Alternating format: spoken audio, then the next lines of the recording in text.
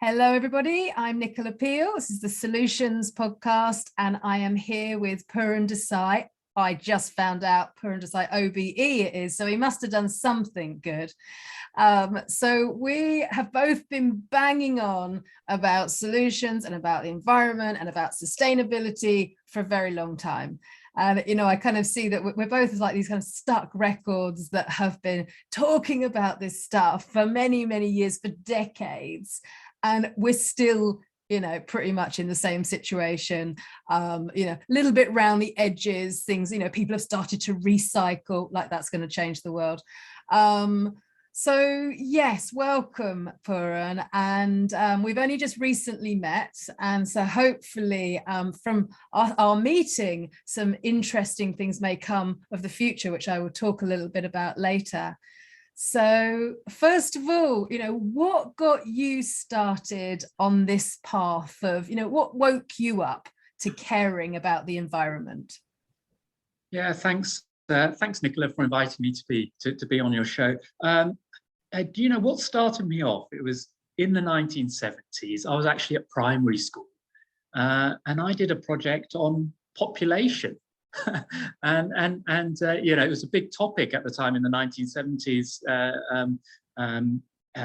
you know, and that got me interested, always interested in wildlife, animals, and then I started to make this link between the amount of space we were taking up as human beings and how we were not leaving space for wildlife. So yeah, that was a long time ago. So that's how I first got into it, and I've always been interested in environmental issues ever since. It is fascinating, you know. I mean, there are these little light bulb moments in all of us, which suddenly goes, actually, you know, I really care about this, and what can I do? You know, what's my little piece of the jigsaw, and what actually can I do? So I was really interested when I found out that you were behind BedZ, and I did go up to visit BedZ and have a tour. As part of the Southeast Climate Alliance, I wanted to go and have a look so that I could kind of pass this back to our network and potentially organize, you know, a group visit.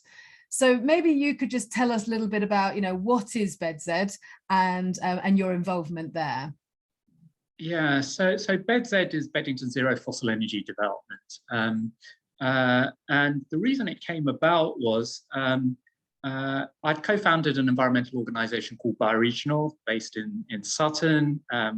We had set up a number of enterprises in sustainable forestry, farming, recycling, and we were growing as an organization, needed new office space.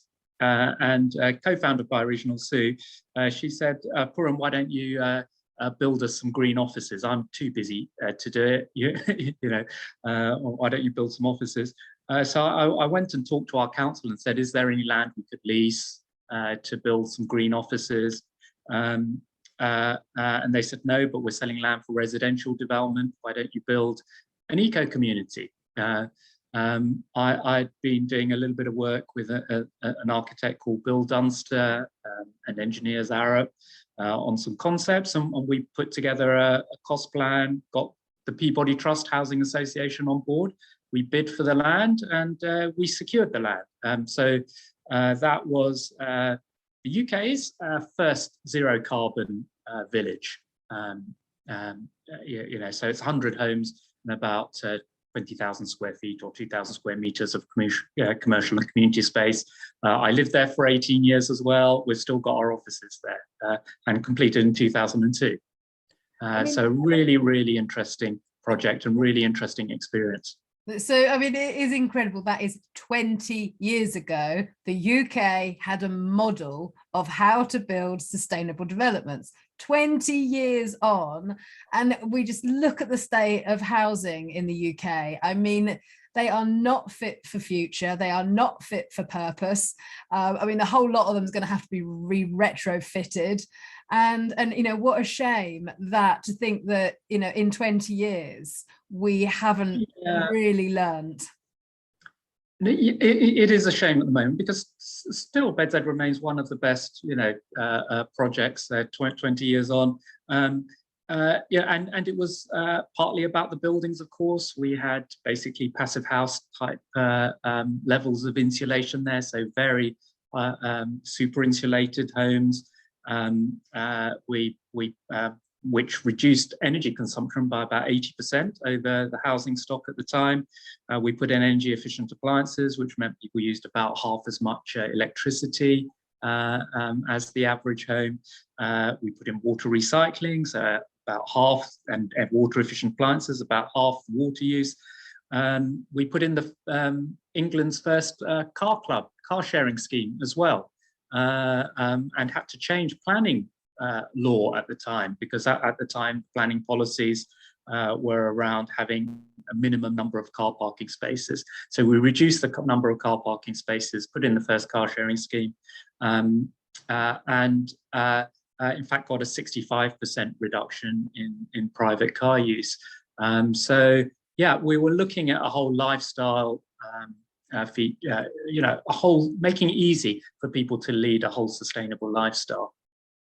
So I mean, you came up with a framework, really, because it's not just about, you know, using less cement. How do we make a building you know, less carbon intensive? And of course, you know, we really have to acknowledge that, you know, there's about 40% of, you know, current global emissions are caused from the construction industry. And so, you know, that almost half of the, you know, this built world that we live in is contributing massively to this problem. So, you know, but it's not just, you know, the materials and the designs of the building. You know, there's so much more that we really need to discuss in, you know, what does it mean to have, you know, a framework that works in the built environment? Yeah, so you know, and it was actually analysing BEDZ. We had 27 university research projects. I always slightly dislike this 40% figure. Comes from the built environment, because that's often misinterpreted as it comes from buildings, because actually a lot of it is things, the space between buildings. So constructing roads, for example. So people use that 40% figure and then immediately assume, oh, it's our homes which you know, or our buildings which are the main cause of that. That's not completely true. So we probably overestimate the impact of our buildings, and we underestimate the impact of the rest of our lifestyles. And of course, those are just carbon emissions. We need to look at greenhouse gas emissions, and most of the rest of the greenhouse gas emissions, things like methane, nitrous oxides, come actually from our food production systems. And that was actually a massive realization for us at BEDZ, that we'd focused a lot on the buildings, which is fine, but actually the big impact is when you get lifestyle change. And so, for example, at the moment, you know, we're pushing a lot on the retrofit of homes, which I think is good, but I suspect we're pushing a little too hard on that. And we're not pushing hard enough on things like creating car-free lifestyles, for example. Because even if we move to electric vehicles, you know, now we're seeing a massive problem with the demand for metals, for batteries, for example, including actually opening up deep sea mining of the ocean floors for some of those metals. So much better than even electric cars is, of course, to create places where people don't need cars. And of course, that's coming into to some extent.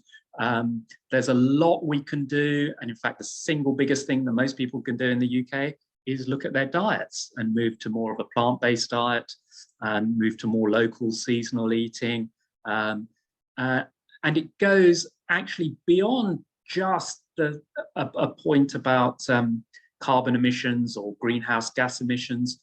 It goes to actually food quality as well, because what we're realizing is so much of modern agriculture, industrial, scientific agriculture, you know, it increased yield for a while, of course, but what we're realizing now, it was at massive cost. We've destroyed half of all the soils on the planet. You know, the scientists who created all the fertilizers, you know, that's creating problems in our rivers and dead zones in the oceans. The scientists who created the the pesticides. We're now ended up with a crisis in insect populations. And we've also, by focusing just on yield, we have lost nutritional value and nutritional content of our food. The food we get now doesn't have the same nutritional content as organically, traditionally grown food in healthy soils. So, we also have a health crisis emerging from the way that we have used science and technology to, for example, develop our modern food system. Yeah, and that's also, not talking about the waste, the amount of food waste that individuals, especially now we've got this buy one, get one free reality, which encourages people to buy more stuff, which, the foundation of all of our problems is really we're just buying too much, whether it's too much food, too much clothing, too much holidays, too much just everything that, humans, the way that we feel that we need to, have all this stuff without questioning, actually, do you really need it? Is this something that is built to last?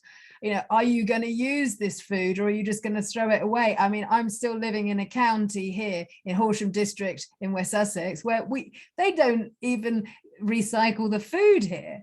I mean, unless you've actually got a compost bin, it is still being thrown into landfill.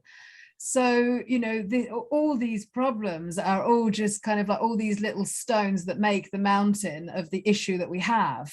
And so exactly, I mean, reminding people about this systemic change that is needed, but the simple changes as well about what we eat and what we waste, and actually take responsibility for it. Yeah, absolutely, Nicola. And the thing is, it is a better lifestyle, healthier lifestyle as well. I think that's the great optimistic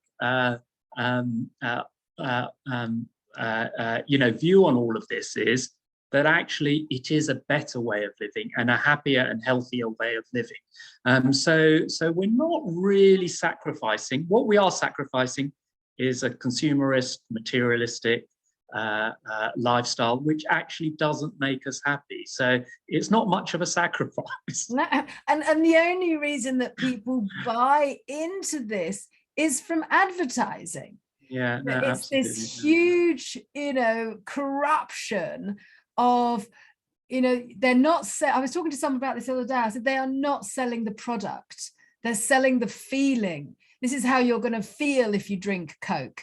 This is how you're going to feel if you buy this. And because also of the level of, despair and depression and anxiety that the current human is living in, they're all looking to feel good. They're looking to kind of like move out of this, depressed state of mind, also where they have absolutely no energy. So, we're kind of being sold this story that, you need this to feel better. You need this to give you energy. You need this to look cool. You need to have the latest product. And, and it makes people kind of on this treadmill of having to keep buying more and more stuff with the illusion that, it's going to make them happy. And we know that the consumerism, they talk about retail therapy. Yeah. But you buy something and you feel great for a moment, and then so often those purchases kind of get put in the corner and never looked at again. It doesn't work. I agree with you. So you've also been working on some, since 20 years ago with BedZ. You've been carrying on with the, this kind of one planet living, and in some, unlikely places such as Disneyland. I was kind of shocked when I heard such a thing, that Disney, hey. So tell us a bit about that. Yeah, so after BedZ, I coined the term one planet living. How can we lead happy, healthy lives within the the resources that we have on our one planet? We were really leveraging the work done by people like Mattis Wackenagel in California on ecological footprinting, where we can look at how much of the land and sea on the planet it takes to support any lifestyle. And if we all live like Europeans, including the average person in the UK, if everyone on Earth did that, we'd need 3 planets worth of resources to support us. So we started talking about one planet living, and just telling people, well, actually, we've got 3 planet lifestyles at the moment. If we all live like North Americans, we'd need 5 planets. How can we lead a one planet lifestyle? And then I led a process to identify 10 very simple one planet living principles, from zero carbon energy to zero waste and health and happiness, equity and local economy, culture and community. So very simple, intuitive principles. And then we started applying this around the world. In fact, I led teams writing sustainability strategies in probably about 30 countries or so. But you rightly say, one of them was Disneyland Paris, actually. So one Saturday, the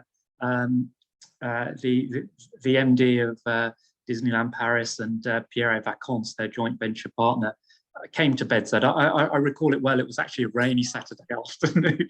And I took them a bit of a tour, and they said, look, we love this one planet living idea.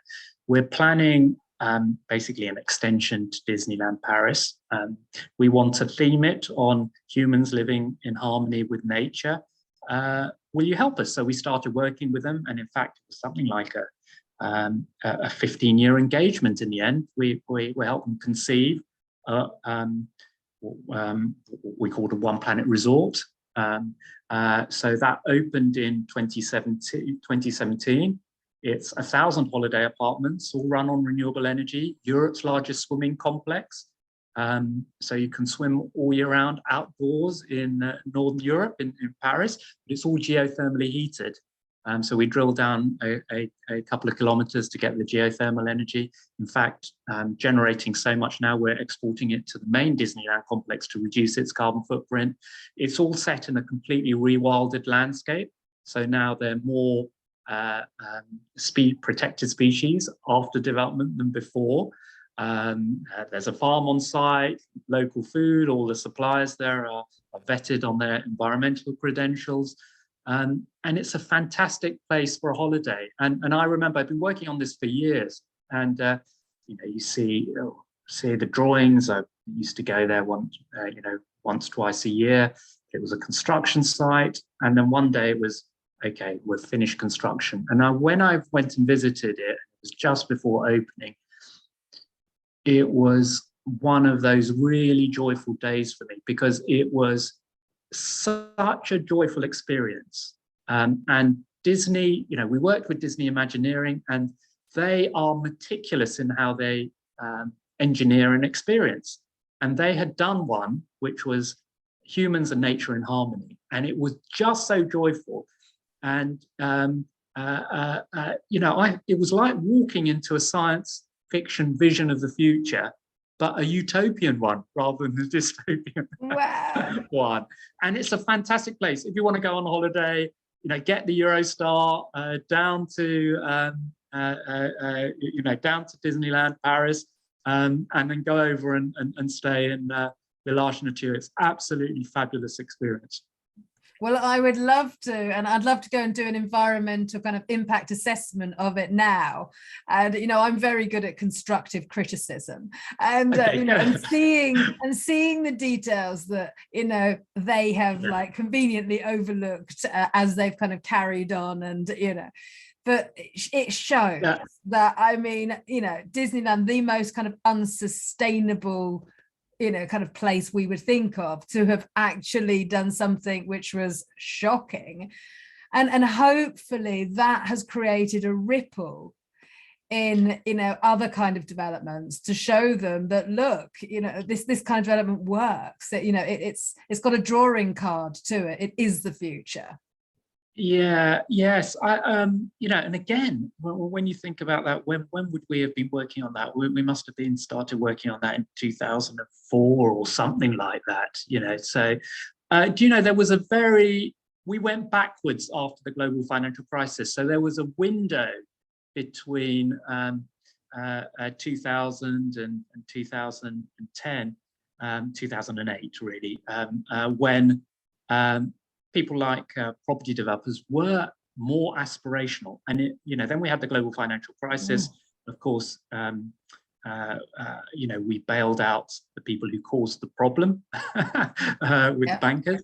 And I think the cynicism really set in, and it took at least 6, 7, 8 years before that cynicism left. So there was a period post global financial crisis when we definitely went backwards. And to some extent, I don't think we've quite even recovered that real aspiration that we had in that period. Now, it's coming back in a way, but it's coming back more, I would say, more like a compliance type thing. We have to be net zero, and it's become quite a tick box approach to sustainability as well. So we've lost, hopefully not completely, but we've lost some of the joyfulness around sustainability and the future that we had in, say, between, in the first decade of the century. But I'd really like to see that, that revived and have a really joyful approach towards building the sustainable communities of the future. I just, the week before last, actually, I gave a talk to RIBA, the Royal Institute of British Architects. They asked me to speak about biomimicry, and that by its nature is joyful, learning from nature, not just about it. And so many cool looking buildings based on nature's intelligence, really shows us this huge potential. Yeah. But I think that it just seems there's this underlying problem, which is regulations.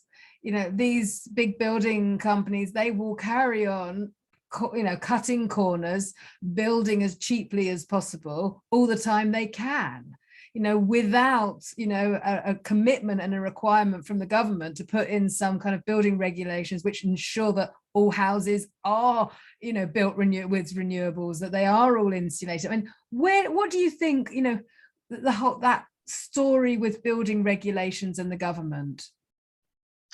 Yeah, so I've always, this is an interesting one, because for example, we had, we tried, the Green Movement tried to introduce the zero carbon homes policy, for example, which the Labour government brought in, and then it was removed by the Tory government. Now, I was never a massive supporter of that. You may be surprised to say, because actually it was written in a really poor way, and it's very hard. So for me, we should never try and regulate for excellence.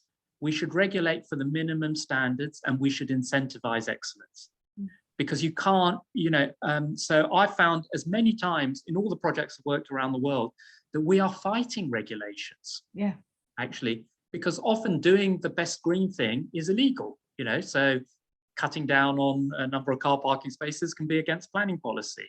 Recycling, even rainwater into toilets in homes can be illegal from the perspective of health and safety, just in case someone drinks from the, from the bowl in the toilet. I mean, ridiculous things like that. So we have, I'm very, very nervous about regulation. I think regulation needs to be as simple as possible, and it needs to provide minimum standards, but then we need to put in all the incentives to encourage excellence, and that could be all sorts of different ways of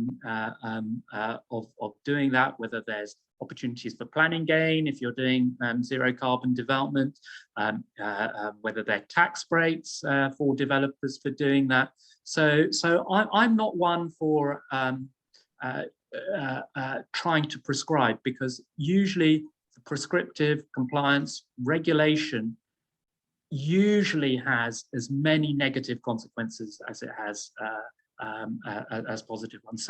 So I like to pull back a bit on regulation, but really ramp up the incentivization. That's interesting, because I would have just thought that how do we move these massive housing developers on? Because for them, it's just about the bottom line, and they're not going to do anything they don't have to. Now, maybe there is a bit of box ticking for them to look good with the classic greenwashing, which is becoming, part of any business, is to, have this, look at us, we're so sustainable. Yes, I mean, that's an interesting point. Yeah. So, but incentives, financial incentives, are powerful, and if a house builder thinks that they can get those incentives, they will start going for them, because it is for them a bottom line issue. The other thing is, of course, things like so they are very conservative, and I understand why they are conservative, because development is a complex process, and it's made up of millions of micro decisions in that process. It's and you can, if you change, you have to change the whole system there. So it's a systemic change issue, transformation issue.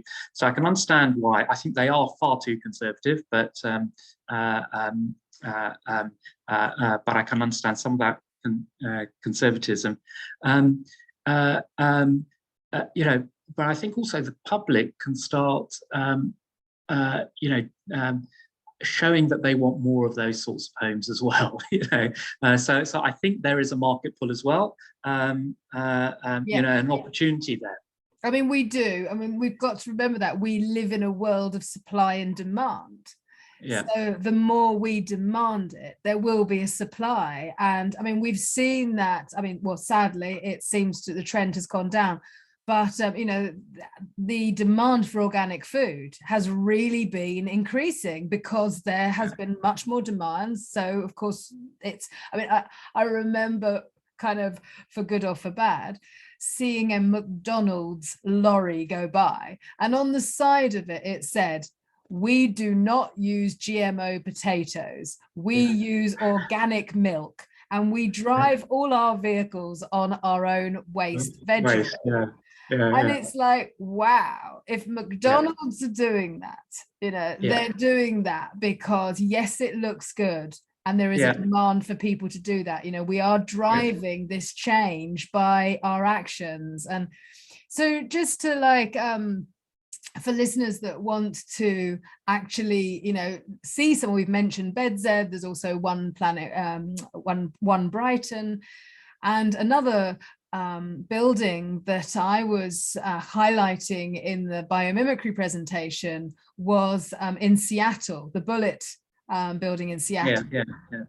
Which again use a lot of principles, and they have kind of a one building challenge there as well. Living building challenge, that's right. That's it. So I mean, can you just run us through that kind of that framework of what we need to kind of cover? So you mean what we need to cover when we're designing a building? So I always think, when you're designing a building, actually don't start with the building. First start with thinking about how people might live, work, or play there. So think about, and I think this is the biggest opportunity, and I would say probably the biggest mistake that people make in approaching sustainable buildings, is they start with the building. Don't start with the building.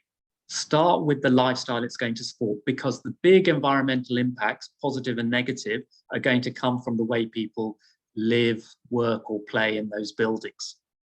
So think about that. And then, so how are they going to travel? What food are they going to eat? Of course, how are they going to reduce their water consumption? Which then comes to buildings. How can they use energy more efficiently?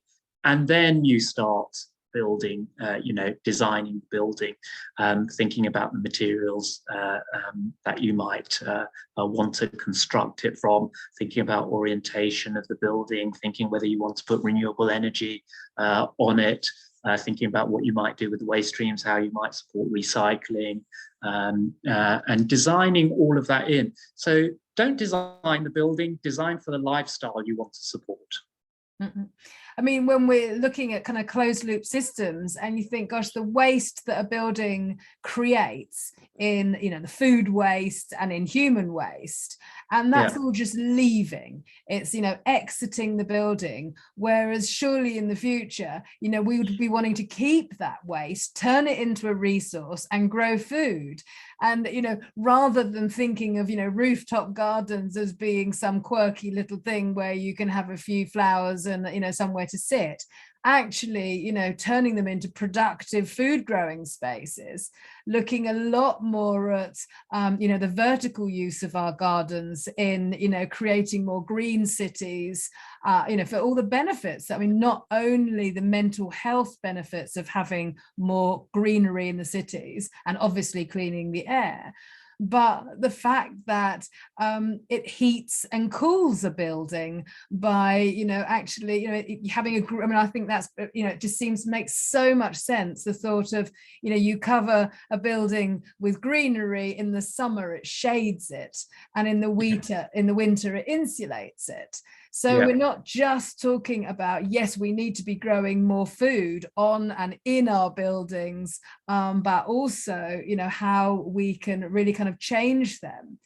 which, just kind of bringing us to, the end of thinking about, kind of the future of the built world. And I know some people kind of the proposal really of, within, 15 minutes of where you live, you should really be able to walk for your needs, whether that's, to get your food, to go to a doctor, to, what you need within a kind of a 15-minute circumference of to cut down on this huge amount of transportation, which is going on right now. Yeah, I mean, for me, the single biggest thing I learned was get rid of as many cars as possible. Because as soon as you do that, you start opening up so much opportunity, free up a lot of space, make places safer for children as well, for example. So parents, and we noticed that Bedshed, the whole centre is car free, so kids play out in there without their parents worrying, and then the parents start meeting each other. You can't walk straight out of your house into your car. You have to walk past your neighbours, and even though we're reserved in Britain, after you've done it 3-4 times, you end up saying hello and then chatting. And so I think I mentioned this, did I? But I can't remember. But the average person at Bedshed knows 20 of their neighbours by name, which is 4 times the UK average. And partly that's by getting rid of cars. So yeah, absolutely. I think the single biggest opportunity we have is reducing the number of cars and the dependence of cars, because they take up so much space, they cost so much money. They're also not good for our health, when they stop us walking and cycling. Which is why we urgently need to pressurize for better public transport. I mean, it's fine, people that live in cities. I mean, I live in the countryside. There is, I mean, honestly, it's abysmal. Okay, yeah. The public transport outside of cities is pretty much non-existent.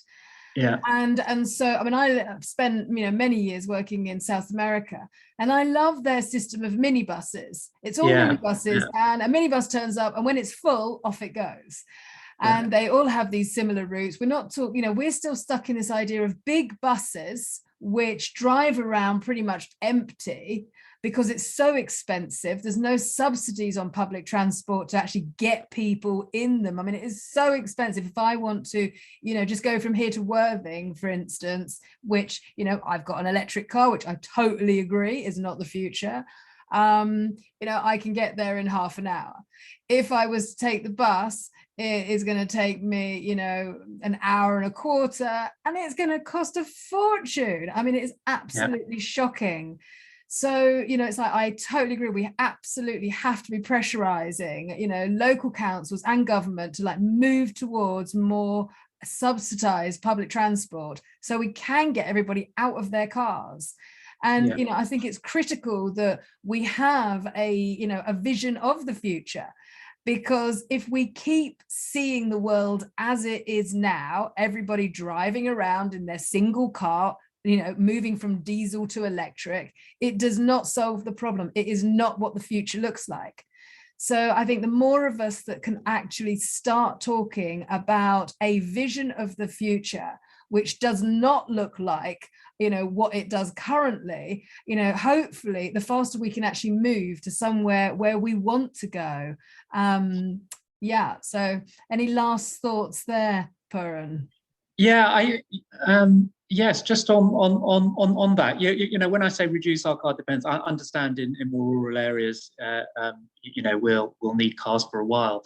So I think it's not it's not a blanket get rid of cars, but let's really reduce our dependence. And I would like to see in cities actually us really pushing to basically car-free city centres. But you're right. There is I think we do have a absolutely fantastic opportunity. I think we were talking about this before, Nicola. I suspect we're not going to take it until we're forced to take it. So we are now going over the edge. I think we have to as well start adapting, thinking really carefully about adapting, because we're not going to avoid catastrophic changes. Absolutely not. And those are going to be global. So we're not going to be immune from them. So of course we'll have to look at things like local effects like flooding, heat waves, which might affect the elderly. But we're going to get hit by global problems, and the two main ones I think are global food shortages. Possibly as early as this year. We've got Ukraine, but we're seeing droughts. Aggravated by climate change, unfolding in many of the grain areas around the world. So it could be as early as this year, have a major food crisis. Or the other thing is going to be mass migration. People are going to be displaced, and we're going to have hundreds of millions of people on the move. And we saw what 1 million Syrian refugees did to the geopolitics of Europe. So I think as well as having this, having all these sorts of positive benefits, I think we have to start preparing ourselves mentally that actually the most likely future we have in single numbers of years, we're not talking about decades. I'll be surprised if this doesn't happen before 2030.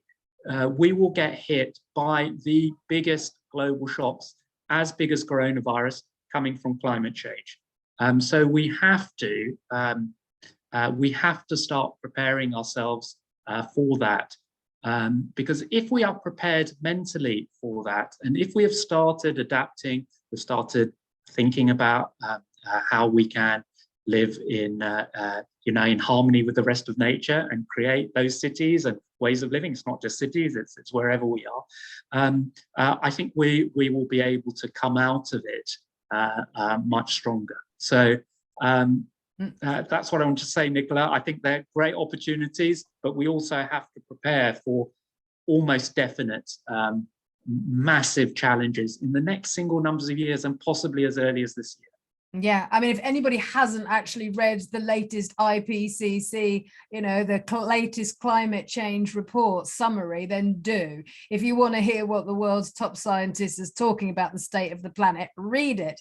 And, and it makes us wake up to this, that we can't just talk about sustainability. That is not, we've got to move way past that concept. It hasn't served us so far. And we've bought a concept of this, we're just going to move towards sustainability, which just doesn't work in the world right now. We actually want to have a thriving planet where we can all live.